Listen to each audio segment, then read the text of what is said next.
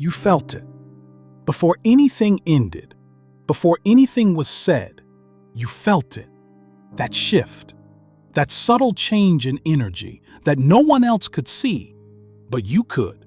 Because when you truly care about someone, you notice everything. The way they text, the way they respond, the way they show up. And slowly, all of that started changing. At first, you ignored it because it was small. A delayed reply here, a dry message there, a canceled plan. Nothing big enough to react to. So you told yourself, it's nothing. They're just busy. They're just tired. They're just going through something. And maybe, at the beginning, that was true. But then it kept happening. Again, and again, and again. And that's when it stopped being a coincidence and started becoming a pattern you didn't want to see, because seeing it meant accepting it, and accepting it meant risking losing them. And you weren't ready for that, so you stayed in denial. You stayed hopeful. You stayed even when everything in you was telling you not to. That's the part no one talks about. It's not that you didn't know. You knew. You just didn't want it to be true. So instead of walking away, you leaned in. You tried harder. You gave more. You became more available. You became more understanding. You started overcompensating for their lack of effort, hoping if you just did enough, they would come back to how they used to be. But they didn't. Because when someone starts losing interest, they don't come back because you try harder. They pull away more. And the more they pulled away, the more you chased.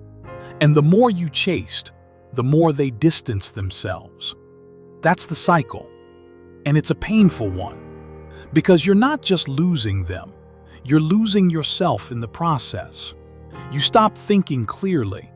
You start overanalyzing everything. Every message, every word, every delay. You start questioning yourself. Did I do something wrong? Did I say something wrong? Am I not enough?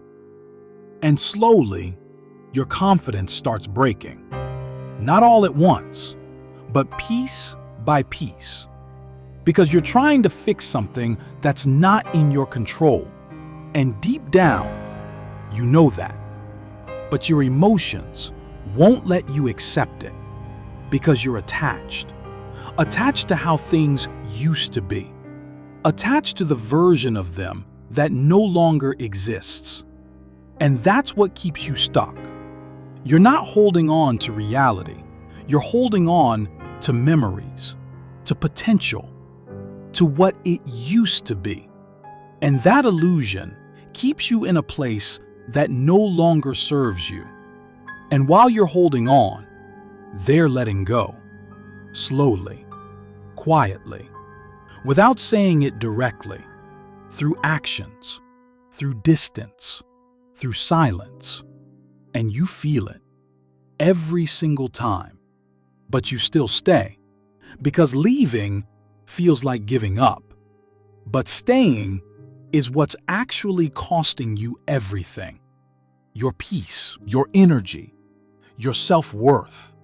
Because every day you stay where you're not valued, you teach yourself that this is what you deserve.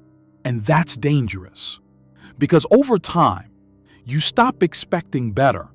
You start accepting less and calling it normal. But it's not normal. It's just familiar.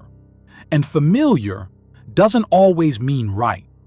Sometimes it just means you've been in it too long. But there comes a moment where everything becomes clear, where you can't ignore it anymore, where the truth hits you hard. They're not the same anymore, and they're not coming back to who they were. And no matter how much you try, you can't force someone to feel something they no longer feel. That realization breaks you, but it also frees you, because now you finally see it for what it is. not what you hoped it would be. And that clarity changes everything. You stop chasing.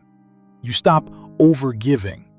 You stop ignoring yourself. And for the first time, you choose yourself. Not because it's easy, but because it's necessary. Because now you understand, staying where you're not valued will never make someone value you. It will only make you lose yourself. And you've already lost enough. So this time, you don't ignore the signs. You don't make excuses. You don't chase what's pulling away. You let it go, even if it hurts, because losing them is better than losing yourself. And that's the lesson.